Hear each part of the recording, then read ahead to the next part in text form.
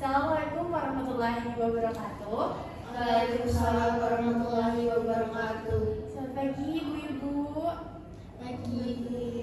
Baik ibu-ibu, alhamdulillah kita bisa bertemu pada pagi hari ini ya untuk melakukan terapi aktivitas kelompok sesi 3, yaitu nanti kita akan belajar melawan halusinasi dengan melakukan kegiatan terjadwal. Baik, sebelum melakukannya, izinkan saya memperkenalkan diri. Nama saya Grisha Lukiana. Di sini saya sebagai leader dan saya tidak sendiri. Saya ditemani oleh kakak saya. Bisa perkenalan terlebih dahulu. Perkenalkan, saya Perawat Laili yang bertugas sebagai observer pada terapi aktivitas kelompok kali ini. Perkenalkan, saya April. Di sini saya sebagai fasilitator.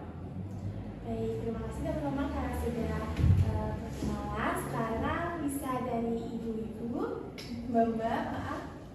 Halo semuanya, perkenalkan saya Zahra. Halo Zahra. Perkenalkan, saya Rindu. Salam kenal. Halo Mbak Rindu. Baik, alhamdulillah bisa bertemu dengan Mbak Zahra dan Mbak Rindu pada pagi hari ini ya. Kemarin Mbak Zahra dan Mbak Rindu sudah mengikuti sesi 1 dan sesi 2 ya.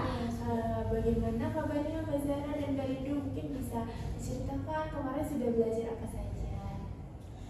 Sekarang keadaannya sudah lebih baik ya. Kemarin kan sudah sama leader siapa? Saya lupa ya.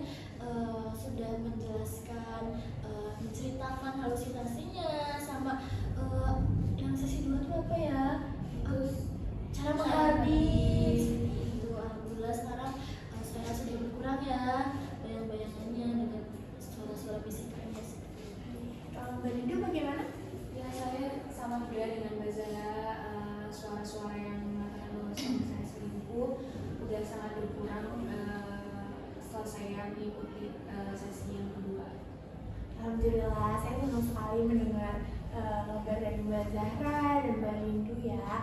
Nah, pada sesi kali ini kita akan belajar melawan halusinasi dengan kegiatan terjadwal. Untuk tujuannya yaitu untuk meminimalkan waktu luang Mbak Zahra dan Mbak Rindu agar nantinya halusinasinya itu tidak datang lagi, untuk mencegah halusinasi datang seperti itu.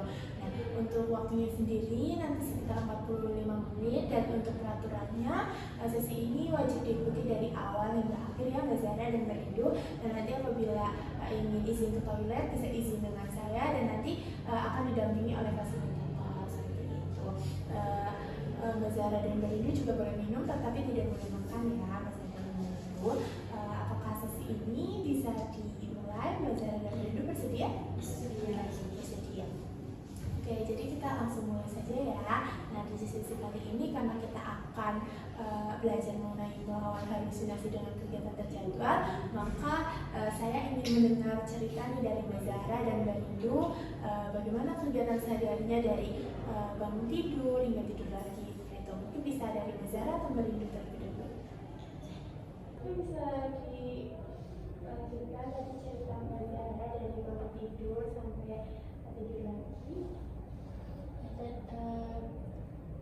Dari saya bangun tuh suka jam 4, saya alhamdulillah suka sekolah sunat tahajud, terus subuhan.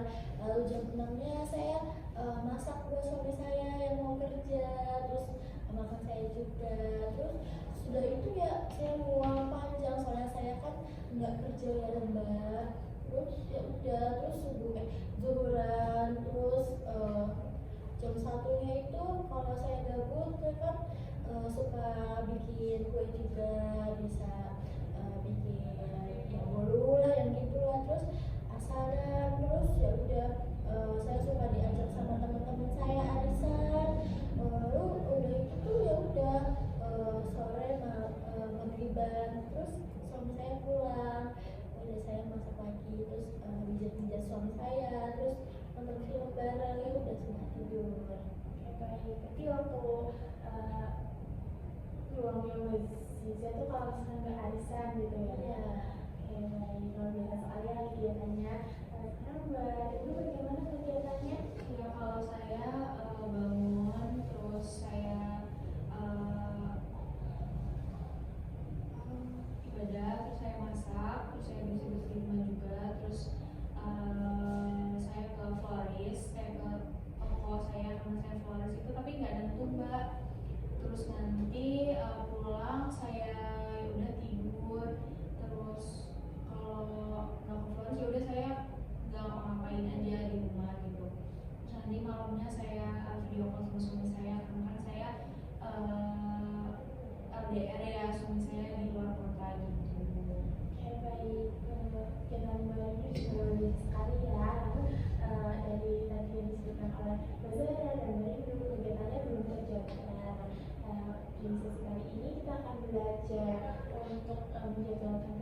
tadi ya Mbak Zara, Mbak Ibu, saya punya kertas, nanti silakan bisa dituliskan di sini kegiatannya, misal dari jam sekian sampai sekian saya mau ngapain gitu. Jadi ada jam, kemudian ada kegiatannya. Jadi nanti kegiatannya bisa terjaga. Silakan bisa dituliskan.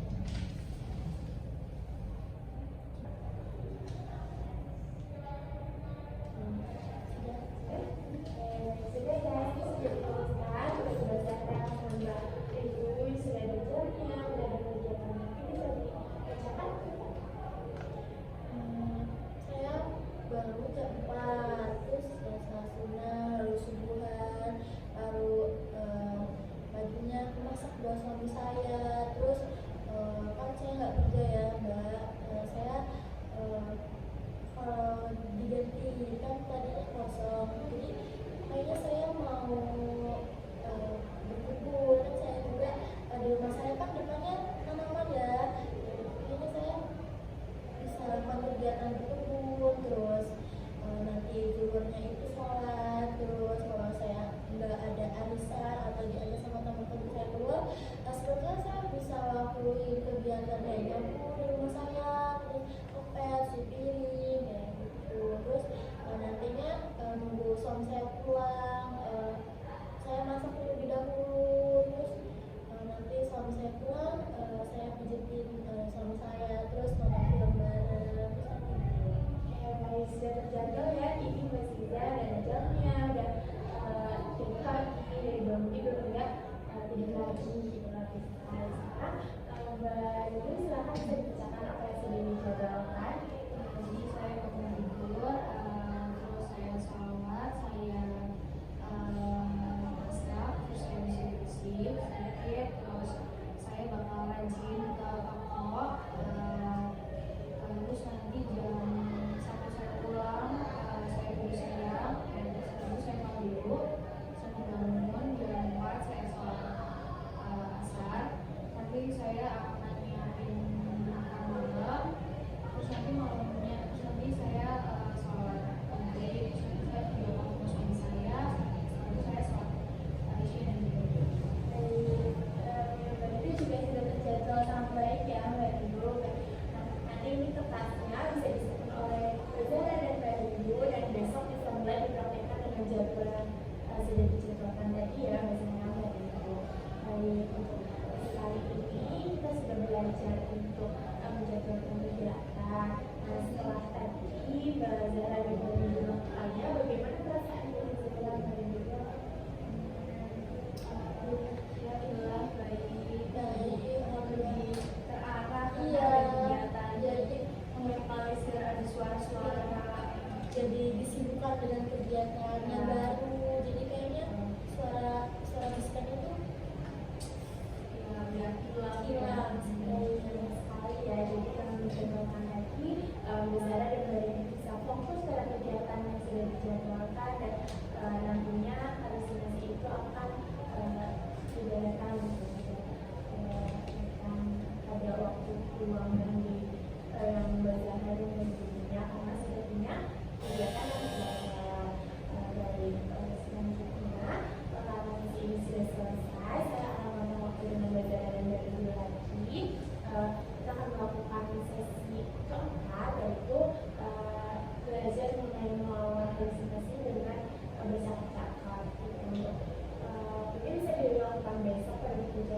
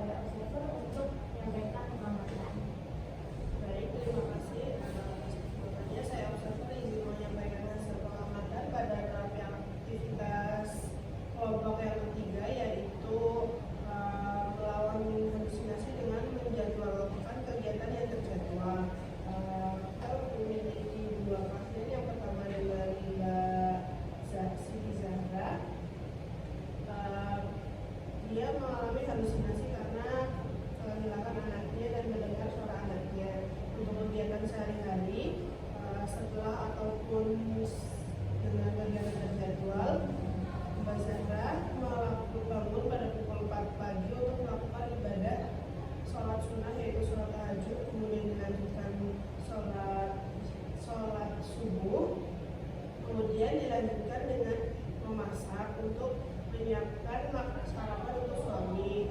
Sebelum dibuat kegiatan terjadwal, pasien setelah memasak tidak memiliki kegiatan karena tidak bekerja. Setelah disusun kegiatan yang terjadwal, pasien mencoba untuk mengisi waktu luang tersebut dengan berkebun hingga pada siang hari.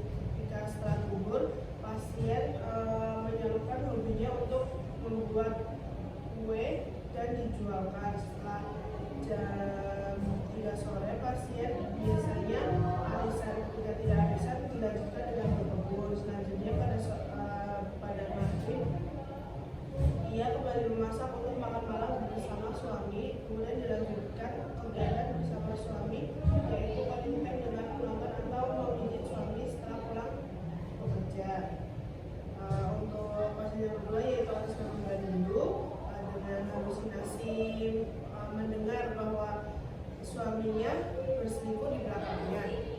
Kemudian untuk aktivitas sehari-harinya, Mbak Rindu bangun pada pukul 5 pagi untuk melakukan sholat subuh. Sebelumnya dia hanya sholat subuh, tapi setelah diberikan jadwal yang sudah dibuat, yaitu dilanjutkan untuk berzikir, kemudian memasak. Setelah memasak, membereskan rumah. Kemudian sebelumnya dia tidak rutin pergi ke toko bunga karena dia sebagai pemilik toko bunga, tetapi setelah dijadwalkan, pasien akan selalu atau setiap hari pergi ke toko bunga. Setelah pulang ke toko bunga, biasanya pasien tidur, kemudian dilanjutkan dengan berkebun, yaitu menyiram tanaman. Setelah itu pada sore hari ya sholat, kemudian setelah malamnya pasien berkomunikasi dengan suaminya yang di luar kota dengan menelpon atau bervideo call. Untuk kegiatan selanjutnya yaitu sesi 4, yaitu bercakap-cakap, akan dilanjutkan pada esok hari pukul 8. Dari observer